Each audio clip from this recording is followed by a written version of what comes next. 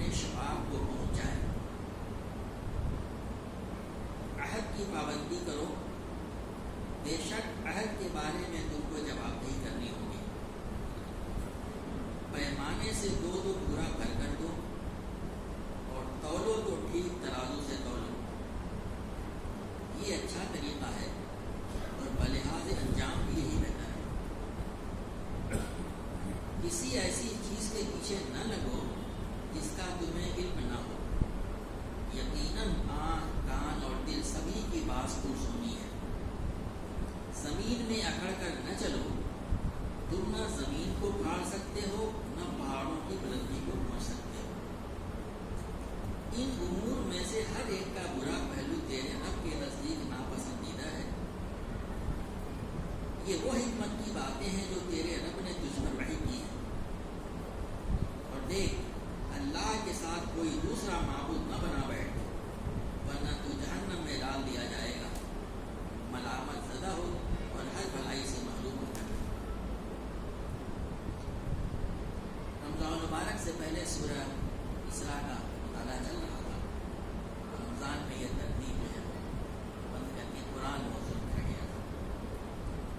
سورہ اسراء کی تفصیلات آپ کے سامنے آ چکی ہیں. یہ بتایا جا چکا ہے کہ بنی اسرائیل سورہ اسراء جو ہے یہ نبی کریم صلی اللہ علیہ وسلم پر مکی دور میں تقریباً آخر میں نازل ہوئی ہے معراج کے بعد. اس میں وہ ساری باتیں سنائیں گے، لیکن جو آیات آپ کے سامنے تلاوت کی گئی ہیں ان کا تعلق اس چیز سے ہے. اب مدینہ منورہ میں ہجرت ہوئی ہے سال بھر کے اندر یا سال بھر کے اندر، اور وہاں پہ وہ کیسا معاشرہ وجود میں آئے گا جو توحید، رسالت اور آخرت کی بنیاد پہ قائم ہوگا. اس کے خد و خال کیا ہوں گے، کیسا صالح معاشرہ ہوگا، خاندان کیسا ہوگا، معاشرہ کیسا ہوگا، تہذیب و تمدن کیسا ہوگا، اس کی بنیاد فراہم کی گئی ہے، یہاں پہ بتایا گیا. اس کو علماء نے، ہمارے مفسرین نے نکات کی شکل میں پیش کیا ہے. آیتیں بھی اسی طریقے سے اس طریقے سے دیکھا جائے پچھلے دروس میں 9 نکات آ چکے ہیں، یہاں پر 5 کا ذکر کیا گیا ہے جو آپ کے سامنے ترجمے سے بات سامنے ہے. سورہ نحل کی ایک آیت ہمارے سامنے رہنی چاہیے. پچھلے دنوں میں جب سورہ نحل کا مطالعہ ہو رہا تھا تو وہ آیتیں ہمارے سامنے آئی تھیں. ان اللہ یامر بالعدل والاحسان وایتاء ذی القربى وینہی عن الفحشاء والمنکر والبغی یعظکم لعلکم تذکرون. یہ اس سورہ سے پہلی سورت ہے، سورہ آیت نمبر 90. اس کا ترجمہ ہے کہ بے شک اللہ حکم دیتا ہے عدل کا، احسان کا اور ذی القربیٰ کو دینے کا، اور روکتا ہے بے حیائی، برائی اور سرکشی سے. وہ تمہیں نصیحت کرتا ہے تاکہ تم یاد دہانی حاصل کرو. تو وہاں پہ 6 نکات گویا کے بیان کیا، 3 عوامر کو کرو اور 3 منہیات اس کو نہ کرو. اب اس صورت میں جو کچھ تفصیلات آ چکی ہیں، کچھ آ رہی ہے، وہ اب تفصیل بیان کی گئی اس میں اور اس کو کھول دیا گیا. اس میں یہ آیت بھی ہمارے سامنے رہی ہے. اس کے پہلے اسی صورت میں اس میں کہا گیا تھا کہ ان ھذا القرآن یہدی للتی ہے اقوم، بے شک یہ قرآن وہ راستہ دکھاتا ہے جو سب سے سیدھا ہے. وہی وہ راستہ ہے جس کی یہ نکات بیان کیے جا رہے ہیں. اس کے پہلے آیتوں میں یہ حرمت مال، حرمت جان، حرمت عزت، اس کی باتیں آ چکی ہیں. اس کی ہم تفصیلات یہاں بیان نہیں کیا کریں گے.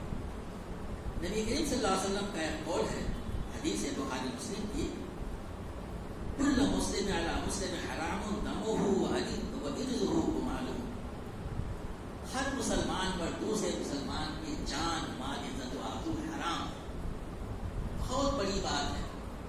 اسی پہ عمل پیدا ہو جائے تو مسلم معاشرہ کیا معاشرہ بن جائے کہ ہر آدمی سمجھے کہ دوسرے کا مال، اس کی عزت اور اس کی جان حرام ہے ہمارے لیے، محرم ہے. اب اس میں ایک کمزور طبقہ جو دنیا میں ہوتا ہے، یتیموں کا، کوئی پرسہ مال نہیں، اچھا خاصا گھر تھا، والد صاحب جو تھے وہ بڑے پوسٹ رہے ہوں گے، بڑے ڈاکٹر، بڑے انجینئر، کیا نہیں رہے ہوں گے. انتقال کے چند دنوں تک تو پرسہ ہوتا رہتا، اس کے بعد سے جو حالت بنتی ہے معاشرے میں، اس سے واقع میں جس دور میں آیتیں نازل ہوئی تھی اس زمانے میں تو اور بھی زیادہ معاملہ تھا. جنگیں ہوتی تھیں، غزوہ بدر میں کتنے لوگ شہید ہو گئے تھے، 70 کے قریب صحابہ، ان کی کتنی اولاد یتیم ہو گئی ہوگی. اسلام نے یتیموں کے بارے میں بہت زور دیا ہے. یتیموں کو محسوس نہیں ہو کیونکہ باپ نہیں ہے، ایسے سرپرستی کی ہے. تو قرآن کے الفاظ ہیں وَلَا تَقْرَبُوا مَالَ الْيَتِيمِ، یتیم کے مال کے قریب نہ پٹکو. الفاظ دیکھیں، وَلَا تَقْرَبُوا، قریب نہ پٹکو. بالکل وہی لفظ ہے وَلَا تَقْرَبُوا الزِّنَا، زنا کے قریب نہ پٹکو، اس کے تمام محرکات سے دور رہو. ویسے ہی زور اس میں ہے وَلَا تَقْرَبُوا مَالَ الْيَتِيمِ، مال یتیم کے قریب نہ پٹکو، اس کا احترام کرو اس کو. الا باللتی ہے احسن، یہاں ہاں مگر احسن طریقے سے، یہاں تک کہ وہ سن رشد کو پہنچ جائے یا جوان ہو جائے. مطلب یہ ہوا اس کو، اس کی کیا مطلب ہے؟ آسان طریقے سے صرف یہ اور صرف نیت یہ ہونی چاہیے کہ اس کے مال میں بڑھوتری ہو. سارے مسلمان کا مال بالکل عام، لیکن یتیم کے مال کے بارے میں قریب بھی نہ پٹکو. اگر نیت ہے تو صرف نیت یہ ہونی چاہیے اس کا مال بڑھے. وہ مال کیا ہو سکتا ہے؟ اس زمانے میں ریوڑ ہوا کرتے تھے، زمین ہوا کرتی تھی، باغات ہوا کرتے تھے، گھر ہوا کرتا ہو، یہ سب چیزیں ہیں. آج بھی یہ چیزیں ہوتی ہیں، کچھ جگہوں پہ مال اور ریوڑ بھی ہوا کرتے ہوں گے. تو اس معاملے میں اس کو انویسٹ کیا جائے. اب کھیت کو مان لیجیے کہ بچے کا کھیت ہے، یہ یتیم کا، یتیموں کا ہے، یہ آدمی اس کو چھوڑ دے کہ اس کا پڑا رہے گا، بنجر ہو جائے گی. اس کو مینٹین کر کے اس کے اندر کھیتی کرائی جائے اس نیت سے جو کچھ ہوگا اس کا ہوگا. ہر دکان پر ہے، اس کو مرمت کی جائے، اس کو صحیح رکھا جائے کہ مینٹین رہے. باغات ہیں اس کے ساتھ کیا جائے. سب کچھ اس لیے تاکہ اس کے اندر بڑھوتری کی نیت ہو، کھانے کی نیت نہیں. وہ الگ مسئلہ ہے، اس کی ہم گنجائش نہیں کریں گے. الا باللتی احسن، بالکل اس طریقے سے بڑھوتری کریں. اب یہ خیال کرنے لگے آدمی تو آپ سوچ سکتے ہیں کہ معاشرہ کی قسم کا ہو، امانت ہے. اس سے بھی معلوم ہوتا ہے کہ صرف اخلاقی تعلیم ہی نہیں ہے، بلکہ اسلامی معاشرے میں یہ اسٹیٹ کی، سوسائٹی کی ذمہ داری ہے. ایک بات اور دوسری بڑی عمدہ بات تھی یہاں پر کہ پچھلے آیتیں گزر چکی ہیں جو انقلاب کے، اور یہاں پر یہ 5 باتیں ابھی آج جو بیان کی جا رہی ہیں، اس میں کہیں پر واحد کا صیغہ آیا ہے، کہیں پہ جمع کا صیغہ آیا ہے. واحد کا صیغہ وہاں پہ آیا ہے جس میں کہا گیا کہ ایک فرد کو مخاطب کیا گیا ہے. جیسے کہا گیا ہے کہ صاحب جو ہے تم والدین کے ساتھ اس سے سلوک کرو، تو ہر فرد اس کے لیے ذمہ دار ہے. کہا گیا ہے اس کے اندر میں کہ صاحب وہ تفصیل نہ کرے، وہ ہر انڈیویجول سے مخاطب ہے. لیکن یہاں پہ جمع کا صیغہ ہے، ولا تقربوا مال الیتیم، پوری سوسائٹی ذمہ دار ہے، کوئی ایک فرد نہیں. پوری سوسائٹی دیکھے کہ مال یتیم کے ساتھ میں ناانصافی نہیں ہو رہی ہے. یہ مطلب تھا، اور میں نے بتایا کہ یہ اور یہ اسٹیٹ کی ذمہ داری ہوگی. چنانچہ قرآن پاک میں حدیث کی روشنی میں اور فقہ میں اس کی تفصیلات ملتی ہیں یتیموں کے کیا حقوق ہوں گے. نبی کریم صلی اللہ علیہ وسلم کا ارشاد ہے انا ولی من لا ولی اللہ، میں ہر اس شخص کا سرپرست ہوں اس کا کوئی سرپرست نہ ہو. تو ایک اسلامی سوسائٹی جو ہوتی ہے وہاں پہ اسٹیٹ کی ذمہ داری ہوتی ہے کہ کمزوروں کے اور وہ لوگ جو اپنے حقوق کی حفاظت نہیں کر سکتے ان کی اسٹیٹ ذمہ داری ہے. یہاں پر بھی یہی بات کہی جا رہی ہے، کہا جا رہا ہے اس کے مال کا قریب نہ پڑھو.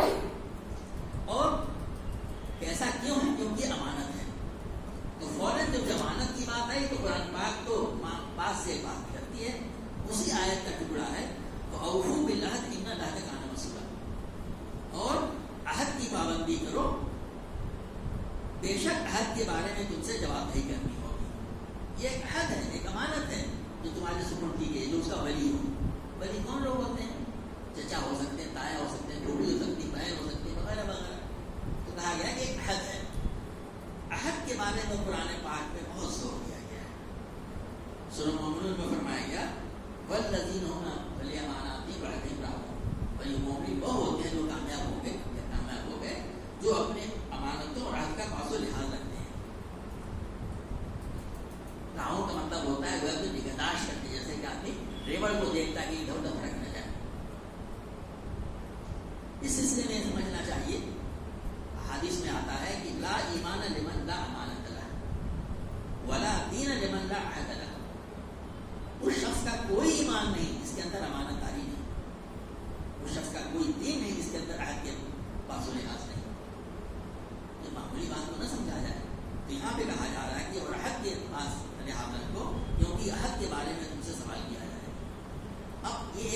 یہ ہے کہ جو آپ کو مال یتیم کے بارے میں کہا گیا ہے، اب اس عہد میں علماء مفسرین نے لکھا ہے کہ وہ تمام عہد شامل ہو گئے جو ایک انسان دوسرے سے کرتا ہے کسی بھی دن کا، وہ عہد بھی جو انسان اللہ سے کرتا ہے۔ ہم نے جب کہنا لا الہ الا اللہ محمد رسول اللہ، ہم نے بھی ایک عہد کیا کہ ہم اللہ کے سوا کسی کو معبود نہیں بناتے، اور محمد صلی اللہ علیہ وسلم اللہ کے بندے رسول ہیں، انہیں کی پیروی کریں، ایک عہد ہم نے کیا۔ یہ عہد فرد کا فرد سے ہو سکتا ہے، فرد کا سوسائٹی سے، سوسائٹی کا افراد سے، ملکوں کا ملکوں سے ہو سکتا ہے۔ اسلامی سوسائٹی میں عہد کی پابندی کا کیسا خیال رکھا گیا ہے، آپ کتابیں سنتے ہوں گے، اندازہ ہوگا کہ کوئی دوسری قوم اس کی مثال نہیں پیش کرتی کہ مسلمانوں نے اپنے عہد و پیمان کا کیسے فاصلہ رکھا ہے۔ وہ صلح حدیبیہ کے موقع پہ حضرت ابو جندل رضی اللہ عنہ کا معاملہ آپ کے سامنے ہوگا، اسی طرح سے دوسرے واقعات ہیں۔ تو عہد کی پابندی کرو، عہد کے بارے میں سوال کیا جائے۔ میرے بھائیوں، ہم سب لوگ اس بات کا عہد آج سے کر لیں کہ ہم جو بھی عہد کریں گے اس کا فاصل لحاظ رکھیں گے۔ انشاءاللہ ہم تو کہنے میں بہت ہمارے زبان کا ایک پارٹ بن گیا ہے انشاءاللہ کہنا، لیکن کم ہی نیت ہوتی ہے اس کو پورا نہیں کرنا۔ عہد کی پابندی کے بارے میں کہا گیا یہ بات۔ اب جب عہد کی بات آئی تو اسی سے دوسری بات نکلی، تو اوفوا الکیل اذا کلتم وزنوا بالقسطاس المستقیم، اور پیمانے دو تو پورا بھر کر دو۔ دیکھیے ہم جب کوئی ٹرانزیکشن کرتے ہیں تو اس میں دو طرح کی چیزیں ہوتی ہیں، کچھ چیزیں ہم میجر کرتے ہیں پیمانے سے، اور کچھ چیزوں کو ہم تولتے ہیں۔ یہ تولنا اس ترازو سے بھی ہو سکتا ہے جو دو پڑوں والا ہوتا ہے، اور آج کل سنگل پوائنٹ بیلنسز آتی ہیں، سب جانتے ہیں اس کو، الیکٹرانک بھی ہو سکتے ہیں اور میکینیکل بھی ہو سکتے ہیں سنگل پوائنٹ بیلنسز، اس میں تمام چیزیں آ گئی۔ تو پیمانے دو تو بھر کر دو اور سیدھے ترازو سے تولو۔ آگے کہا جا رہا ہے ذالک خیر واحسن تأویلا، یہ اچھا طریقہ ہے اور انجام کار کے لحاظ سے بھی بہترین ہے۔ یہاں پر بھی ہمارا معاملہ سوسائٹی کا بالکل بینک کر چکا ہے۔ نام تول میں کمی، دوسری قومیں جو ترقی کرتی ہیں حالانکہ وہ خدا اور رسول ایمان نہیں رکھتی ہیں، لیکن انہوں نے معلوم کر لیا ہے کہ بزنس کا اصول یہی ہے کہ آدمی آنےسٹ ہو، اور مسلمان جب یہ کام کرے گا اللہ پر ایمان نہ کر کے آخرت میں اللہ تعالیٰ کی خوشبو حاصل کرنے کے لیے ایک سارے معاشرے کے کام کے لیے اس کا کیا اثرات پڑیں گے۔ تو کہا جا رہا ہے کہ جب تو تول کو، اور قرآن پاک میں مختلف جگہوں پہ ایک قوم کے اوپر غالباً قوم حضرت شعیب علیہ السلام کی قوم پہ عذاب اس لیے آیا، اس لیے نہیں کہ انہوں نے عبادتیں بند کر دی تھی، شاید قرآن نے نہیں کیا ہے، وہ بھی رہا ہوگا۔ نام تول میں کمی، پورا سوسائٹی بالکل جو ہوتی ہے بد اعتمادی پھیل جاتی ہے۔ آپ بازار میں جائیے، آپ کو کسی بات پہ اعتماد نہیں رہتا ہے، ہر چیز پہ لکھا ہو پیور۔ آج ہی کوئی صاحب کام کرنے آئے تھے، صاحب لوکل لگائیں گے کمپنی کا، یہ کیا ہوتا ہے؟ چیزیں کیا گھر میں بنتی ہیں، یہ عام بات ہوتی ہے۔ ہر چیز میں اس کا معاملہ ہوتا ہے کہ جب بھی کوئی ٹرانزیکشن کیا جائے نام تول میں کوئی کمی۔ اس زمانے میں نام تول ہی کے ٹرانزیکشن ہوتا تھا، ایک پیمانے سے دیا دوسرے سے دیا۔ آج بھی گاؤں میں آپ جائیں گے تو بازاروں کے باہر بیٹھے ہوتے ہیں لوگ، گیہوں لیا اس کے بدلے پیسہ دے دیا، گیہوں بدل لیا بدلے اس کو چاول دے دیا وغیرہ، تو بارٹر سسٹم کہلاتا ہے۔ تو کہیں پر دیا جائے سورہ متفقین اس میں سلسلے میں نازل ہوئی ہے، یہ تفصیلات آپ کے سامنے آئیں گی۔ کہا جب ناپ کو دو تو بوڑھا بن کر دو، اور جب تولو تو پھر سیدھے ترازو سے دو، اس سے اعتماد پیدا ہوتا ہے، اور آخرت کے لحاظ سے بھی بلحاظ بھی اس بارے میں کہا جا رہا ہے، اور وہ خیر واحسن تأویلا اس کو، اور انجام کار کے لحاظ سے بھی بہتر یہی ہے۔ ایک اسلامی سوسائٹی میں اسلامی معاشرہ جب قائم ہوگا تو یہاں پہ اسٹیٹ کی ذمہ داری ہوگی وہ کہ وہ دیکھیں کہ لوگ ناپ تول صحیح کرتے ہیں۔ آپ سب جانتے ہیں کہ یہ میجر کا ڈپارٹمنٹ ہوتا ہے جس کی ذمہ داری ہوتی ہے کہ بازار میں دیکھیں کہ لوگ ترازو ٹھیک رکھتے ہوئے ہیں، ان کے جو میجرس ہیں، پیمانے ہیں، لیٹرس وغیرہ ٹھیک ہے، کاٹا ڈالی انہوں نے پارٹ کے اندر کوئی کمی بیشی نہیں کر ڈالی ہے، ناپ تول کیا جاتا ہے۔ سوسائٹی کی ذمہ داری یہ بھی ہوتی ہے وہ دیکھے کہ لوگ جو ہوتے ہیں ہوردنگ تو نہیں کر رہے ہیں، پرائس کنٹرول کرنا، لوگ ہوردنگ تو نہیں کر رہے ہیں، لوگ کسی قسم کی طرح کی چیزوں میں غلط چیزیں تو نہیں لا رہے ہیں، کنزیومر فورمز بنائے جاتے ہیں جس سے دیکھا جاتا ہے کہ سامان بازار میں صحیح چیزیں مل رہی ہیں، ملاوٹیں نہیں ہو رہی۔ یہ تمام کی تمام چیزیں یہاں پر دی ہوئی دوستوں استعمال ہوا ہے، یہاں پہ بھی ہو رہی ہے، لیکن پوری سوسائٹی اس کی ذمہ دار ہے۔ فردن تو آدمی यही सोसाइटी यहाँ पर भी जो मैंने थोड़ी देर पहले बात कहा था कि जमा का सेहत इस्तेमाल पावरफुल कई लेता कि तो बदन पूरी सोसाइटी इसकी जिम्मेदार है कि वो देखे कि माशरे में ये चीज आक्रमण है, तो दुनिया में इसका अंजाम बेहतर है। एक सोसाइटी में लोगों का एतमाद बहाल होता है, आदमी खरीदने जाता है तो आँख बंद करके सामान ले आता है, तब सही है फला कहते बिल्कुल सही है, फला साहब दे रहे हैं फला की दुकान है बिल्कुल सही है। यहाँ भी बात कही जा रही है।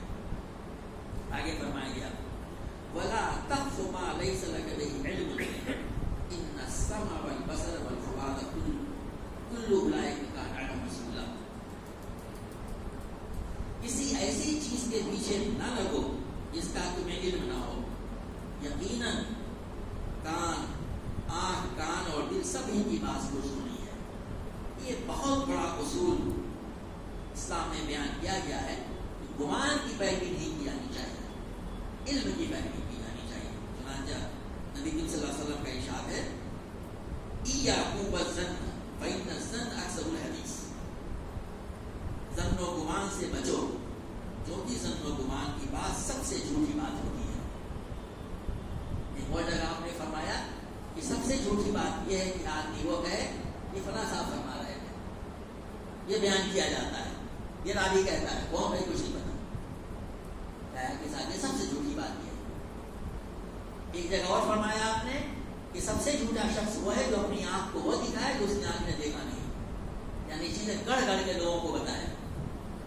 आज के माशरे में व्हाट्सएप का जोर चला हुआ है, एक कोई मैसेज टुक करके डॉक्टर करके आया और सेकंडों में पूरे दुनिया में फैल गया।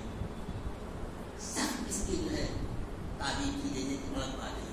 जब तक ये ताबीर ना हो जाए यहाँ पे कोई चीज ज़न की पैरवी न की जाए, गुमान की पैरवी न की जाए। किसी पीछे जो है गुमान की बुनियाद जो है वो क्या कहते हैं कि उसके ऊपर कोई इल्जाम न लगा दिया जाए, इल्जाम तराशी न की जाए। इस्लामी माशरे में हर शख्स बेगुनाह है जब तक कि उसका जुर्म साबित न हो। हमारे वहाँ क्या मामला है, हर शख्स मुलजिम है जब तक कि वह साबित करे कि वह गुनाह है। Just opposite. फिर यही कहता है इस्लाम में जब इस सब की बुनियाद पे तमाम चीजें होंगी तो फौरन जो होता है वो जो टोटे टटके होते हैं और तरह तरह के जो होते हैं सुपरस्टिशंस होते हैं उसकी बिल्कुल बेखुदी कर दी जाएगी। इस्लाम में हर चीज इल्म की बुनियाद पे, खुदा उसके रसूल अल्लाह उसकी किताब और उसके रसूल फरमाते जो चीज आगे तो दी है, तो हम इल्म की बुनियाद पे कहा जा रहा है इन्ना समा कान वल बसरा और आँख वल फुआद और दिल सब जो है अल्लाह का उसकी बात को की जाएगी। जब कोई बात आदमी कहे सोचे कि वो जो कह रहा है वो सच है, हकीकत है।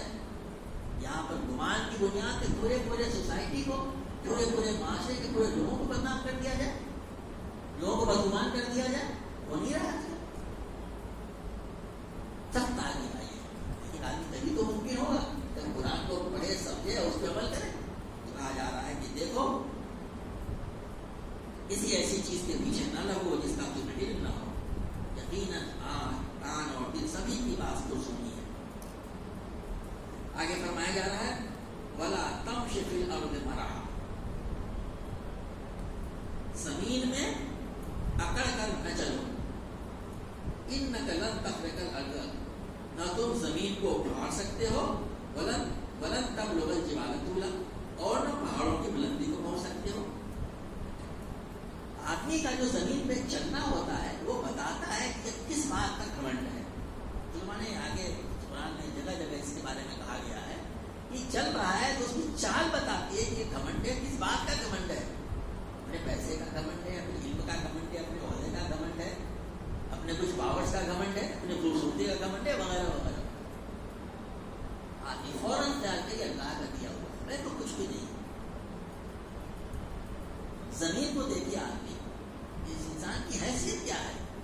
आप थोड़ा सा छत की तीसरी चौथी मंजिल पे जाके देखिए, नीचे साहब बड़े बड़े मोटे तगड़े बड़े पहलवान किस्म के, मालूम होता है जरा से नजर आ रहे हैं उस पूरे जमीन के मुकाबले में। यहाँ पे तो पहाड़ वगैरह होते नहीं है, प्लेन है, एरिया हमारा है कि आप ऐसे इलाकों में रहिए जहाँ पे पहाड़ियाँ पहाड़ है और पीछे आदमी खड़े हो जाए, हैबत होती है देख रहे इस पहाड़ के मुकाबले में कुछ भी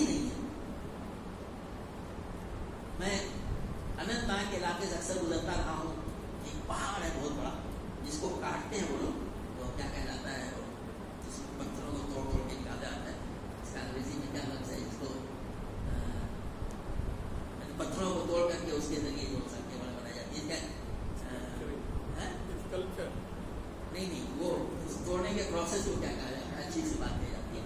بتانا میں چاہ رہا ہوں کہ پچھلے تقریباً 45 سال سے میرا وہاں گزر ہوتا ہے اور مستقل وہاں پہ بلڈوزر اور ڈائنامائٹ لگے رہتے ہیں. تھوڑی تو اچھا ہوتی ہے کتنے زمانے کے بعد بھی لگتا ہے کبھی اس کا شاید 1% 2% بھی خرچ نہیں ہوا ہے، اتنے کو اپنا موجود ہے.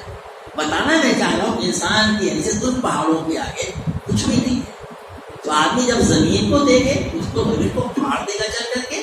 اللہ نے اسی مثال دیتا ہے جو کچھ عام فام مثال ہو، نہ تم زمین کو پھاڑ سکتے ہو اور نہ پہاڑوں کو پہنچ سکتے ہو. قرآن نے دوسری جگہ اور باتیں بیان کی گئی ہیں انسان کو. آدمی اپنے اس پہ رہے، ارے بھائی میرا کیا، میں تو کچھ بھی نہیں، میری کیا حیثیت نہیں ہے. اللہ تعالیٰ نے جو کچھ دیا سب اسی کی وجہ سے ہی. نہ میں زمین کو پھاڑ دوں گا نہ میں پہاڑ کی ڈائر پہ جا سکتا ہوں. تو کہا جا رہا ہے کہ زمین میں نہ دوسری قرآن میں کہا جا رہا ہے بہباد الرحمانی ندی نمچن الگ تھا. اور اللہ رحمان کے بندے تو وہ ہوتے ہیں جو زمین میں نرم چاہتے ہیں. ویزا خاتم جاہلون قالوا سلاما، جاہلوں کے منہ بات ہے ان کو سلام سوچیں. یہاں بھی کہا جا رہا ہے یہاں پہ کہ وہ زمین پر عطا کر کے نہیں چلتے ہیں. یہ وہ 5 باتیں بیان کی گئی وہ اصول. اب اس پہ آپ سوچ سکتے ہیں کہ پیچھے باتیں آ چکی جو باتیں آئی ہیں انہیں کو آدمی پیش نظر رکھے تو وہ سوسائٹی کیسی پاک صاف سوسائٹی ہوگی اور کیسے صالح معاشرہ ہوگا جس میں کیسے لوگوں کے جان مال عزت و آبرو محفوظ ہوں گے. یہاں سے آدمی تھوڑی دور جانا چاہتا دن کے 12 بجے سے ڈرتا کوئی پرس نہ چھین لے جائے، کوئی چاقو نہ مارا، کچھ اور کرنا چاہتا. لیکن ایسا معاشرہ بھلے آنے بالکل نڈر ہو، بچیاں عورتیں چلی جا رہی ہیں زور سے آراستہ ہو، کچھ نہیں ہوگا. ایسے معاشرے آدمی دنیا میں موجود ہے. یہ خیالی کوئی بات نہیں ہے. جہاں لوگوں نے ایسا ایجوکیٹ کر رکھا ہے یا ان کے اندر اسلامی تعلیمات کا سر ایسا پڑھایا جاتا ہے. اسلام ایک ایسے ہی معاشرہ بنانا چاہتا ہے. اب اس کے بعد آگے فرمایا جا رہا ہے یہ حدیث. اس میں اکڑ کے چلنے کے سلسلے میں ایک حدیث کا ذکر حاصل ہوگا. ایک حدیث آتا ہے، اس کا ترجمہ کچھ نہیں ہے. جو شخص اللہ کی خاطر تواضع اختیار کرتا ہے اللہ تعالیٰ اس کو سربلند کرتا ہے، اور جو ہے وہ یعنی کبر اختیار کرتا ہے تو اللہ تعالیٰ دنیا میں بھی ذلیل کرتا ہے. یہاں تک کہ وہ الفاظ آتے ہیں کہ سور اور کتے سے بھی زیادہ ذلیل ہو کے رہ جاتا ہے. تو تواضع انتصاری انسان کو اختیار کرنی چاہیے. یہی اسلام کا عقیدہ ہے. اب آگے جائے کل ذالک سیئ عند ربک کا. ان امور میں سے ہر ایک کا برا پہلو تیرے رب کے نزدیک ناپسندیدہ. اوپر جو باتیں بھی گئی ہیں اس کو دیکھ کرو حکم دیا گیا. اب کچھ منہیات ہیں سب منع کیا گیا ہے. آج جتنی باتیں بیان کی تمام کی تمام منہیات میں سے آ گئی. ایسا نہ کرو، ایسا نہ کرو، ایسا نہ کرو. اور کچھ حکم بھی ہے مالی یتیم کے بارے میں بجٹنا چاہیے. ایسا کیوں کہا گیا ہے؟ بڑی اچھی بات قرآن نے یہ لکھی ہے. ان میں سے ہر ایک کا برا جو ہے تیرے نزدیک ناپسند. مکروہ کا مکروہ، یہ مکروہ جو ہے وہ اس طرح نہیں ہے ہمارے مولانا کی ہے حرام ہے مکروہ ہے. یہاں مکروہ ہے ناپسند ہے اللہ کے لیے سوال ہے. ایسا کیوں؟ اس کے بارے میں کوئی نہیں کہا گیا کہ وہ چیزیں جو پسندیدہ ہیں اس کو اللہ تعالیٰ پسند کرتا ہے. تو کہا گیا کہ اصل میں وہ باتیں جن کا حکم دیا گیا ہے. یہاں پہ کہا گیا تھا کہ والدین کے ساتھ دوسرے سلوک کرو. اس کا نیگیٹو پہلے کیا ہوا؟ ان کو احسان نہ دو، ان کو نقصان نہ پہنچاؤ، ان کی بے عزتی نہ کرو، ان کو جھٹکو نہیں. وہاں پہ تو بات کہی گئی، وہاں پہ بھی اس کا نیگیٹو پہلو ہے. جہاں پہ کہا گیا ہے کہ جو ہے لوگوں کے حقوق ادا کرو، یتامہ جو ہے قرابت داروں کو دو، مسکینوں کو دو. کیا مطلب ہے؟ ان کو دینے سے نہ روکو. تو ہر ایک جگہ پہ جو نیگیٹو چیز دوبارہ کہا ہے، جو اس کا جو منفی پہلو ہے اس کا ناپسندہ نہ ہے. یہاں پہ آخر میں اس کی طرف توجہ دلا دی گئی کہ ان کے تمام امور کا جو برا پہلو ہے انتہائی ناپسندیدہ ہے. مکروہ کیا مطالبہ ہے؟ ان کو ہرگز نہ کیا جائے. ہمارا رب اس کو ناپسند کرتا ہے، وہ انتہائی اس کو ناپسند کرتا ہے. ان چیزوں سے بچا جائے. آخر میں فرمایا ذالک مما اوحی الیک ربک. یہ وہ حکمت کی باتیں ہیں جو تیرے رب نے تجھ پر وحی کی ہے. اتنی حکمت کی ہے اس کے طرف توجہ دیا گیا، تیرے رب نے وحی کی ہے، تیرے پالنہار نے وحی کی ہے.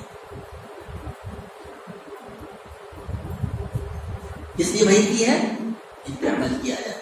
جو اوامر ہیں ان پر عمل کیا جائے اور جن چیزوں سے منع کیا جائے ان سے رکا جائے، کیونکہ اللہ تعالیٰ کو انتہائی ناپسند ہے. اب آیت نمبر 22 جہاں سے شروع ہوا تھا وہاں پر سب سے پہلی بات جو بیان کی گئی تھی وہ کہا گیا تھا لا تعلم الہ آخر فتقول، تو اللہ کے ساتھ کوئی دوسرا معبود نہ بنا ورنہ ملامتہ اور قیامتگار رہ جائے گا.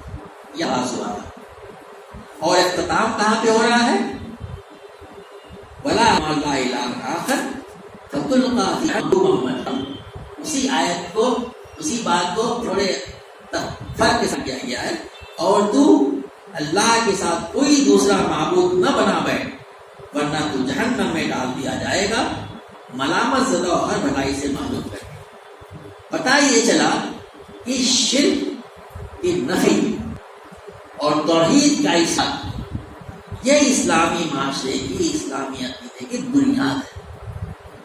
یہ نہ ہو تو تمام باتیں جو بیان کی گئی رب کا حوالہ دے کر جو بےمانی ہو کے رہ جاتی ہیں.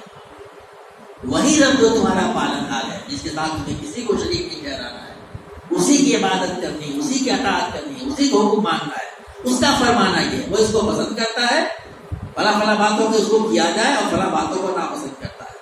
تو یہ اسلامی معاشرے کی یہ بنیاد جو ہے وہ توحید ہے.